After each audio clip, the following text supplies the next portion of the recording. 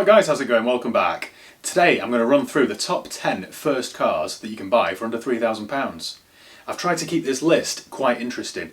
Rather than pick the standard things like Corsas and Clios, I've tried to think outside the box. I've got a new table here. Rather than stacking multiple tables on top of one another, I've now got a purpose-built one, but it feels very high. I feel like Ronnie Corbett. Let's assume then that you've passed your test, you've saved up some money for your first car, and you're desperate to get behind the wheel. So you start to get some insurance quotes, and you quickly realise that the insurance companies don't want you behind the wheel. So you need to start thinking a little bit more creatively. One way to reduce your insurance policy is to have one of those telematics black boxes fitted. That way the insurance company can monitor how you drive and the hours in which you use your car. It will definitely save you, 10%, 20% over the year. So that's worth looking into. Another idea is to, I'm not sure how legal this is, so please don't take my word as gospel, you might need to seek legal advice. But your address makes a big difference to your insurance premium. So for example, if you've got a relative or a grandparent or something that lives in a slightly better, safer area, it might be worth getting a quote using their address. The other thing you can do to reduce your premium is to add a parent or an older sibling onto your insurance policy. Insurance companies like this because then they assume that you're not the sole driver of your car. It's also driven by somebody older and wiser. Or you could put your first car in the name of your parent or an older sibling and just have you listed as a named driver. This should reduce your premium.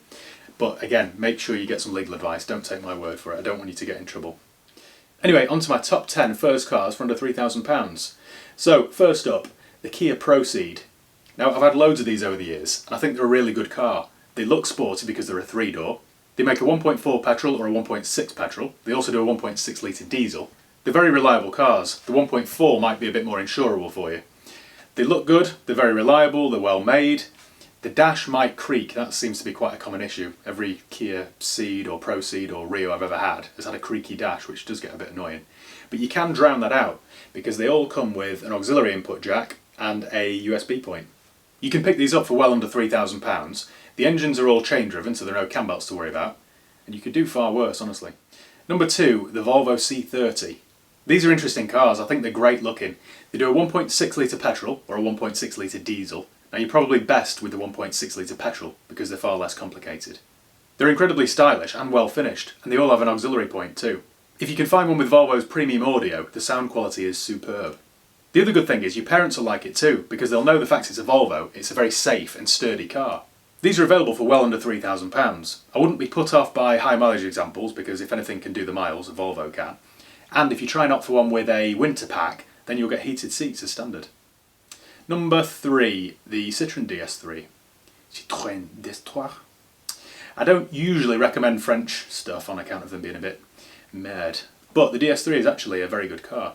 They're fun to drive and quirky to look at. They do a 1.2 litre petrol, a 1.4 litre petrol, or a 1.6 litre petrol, or a 1.6 litre diesel. Now I would avoid the 1.4 litre petrol because they are prone to blowing head gaskets.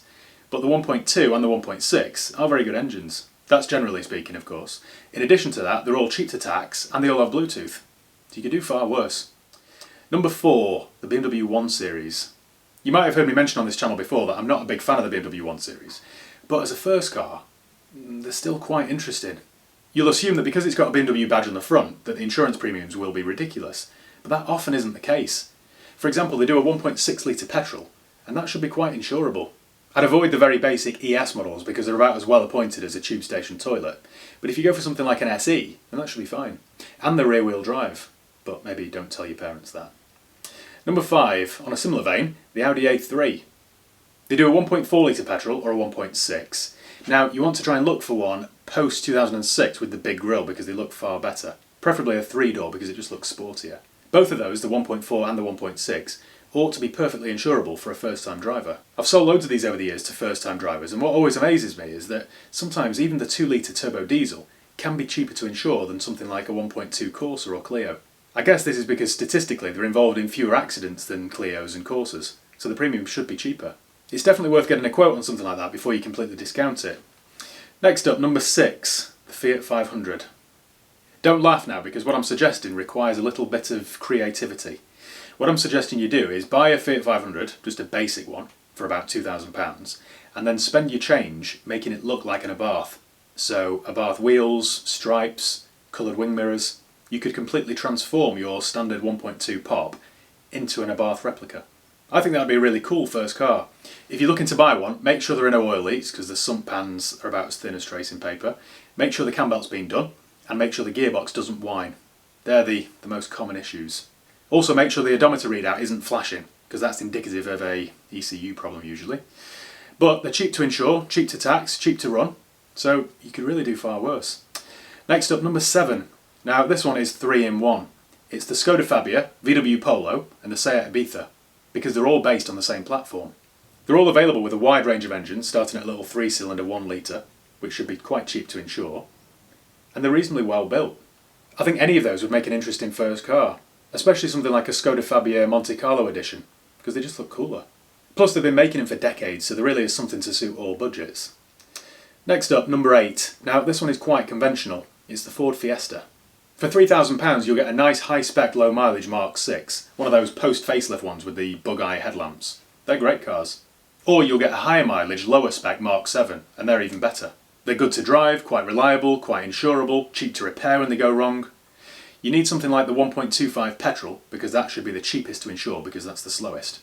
And avoid the 1 litre EcoBoost. Now I've never had any issues with that 1 litre EcoBoost when it's fitted to a Fiesta, but I have had my fair share of issues with the 1 litre EcoBoost in every other Ford model.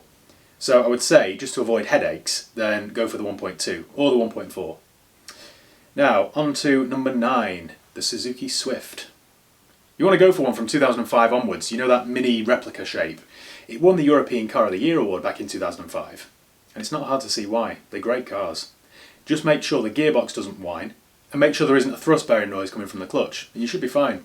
The engines are bulletproof, they're quite quirky, quite good to drive, very practical, very safe, and the stereo systems are good. Off memory, I think they use a Sony system, and it sounds very good. They make a 1.3 petrol or a 1.5.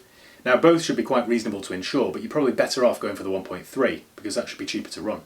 Now finally, number 10. This won't surprise you now because it's probably the most sensible first car on the market. It is the Toyota Aygo, / Citroen C1, / Peugeot 107. They're the ugliest and most predictable cars on this list, but they're definitely worth considering if you're on a tight budget because you really can't go wrong with them.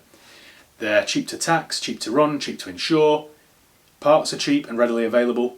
It's the cheapest way for somebody to get from A to B. So if you're considering one for your first car, perhaps just keep it for 1 year, get your no claims bonus, and then you can go on to something a bit more ambitious. I feel like this is a bit of a cop-out for me, including it in my list of top 10 first cars, but they are very good.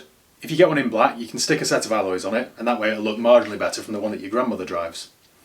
So I think that's about it. Thank you once again for watching. Make sure you give the video a thumbs up if you enjoyed it. Make sure you subscribe if you haven't done already. You can follow me on Facebook, Instagram, Twitter. I'll leave the link below. If you've got any comments or questions, let me know, and I'll do my best to get back to you. So yeah, cheers guys.